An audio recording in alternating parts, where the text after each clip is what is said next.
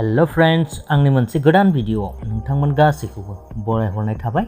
नोंथांमोननि सेराव आं आरो मोनसे गोदान भिडिअनि आपडेट लाबोलायबाय। लोगोसेनो आसा खालामो आंनि बे भिडिअखौ जोबजासिम नायलांगोन होननानै। बे भिडिअनि आपडेटआनो जादों लोगोफोर, गासै रायजो राजाफोरजों अनसायजाबोबाय थानाय फंबाय नबजित नार्जारीनि सायाव। लोगोफोर, जों बयबो रायजो राजाफ्रानो फंबाय नबजित नार्जारीखौ मोनफ्रोम भटआवनो देरहा होबोगासिनो दं।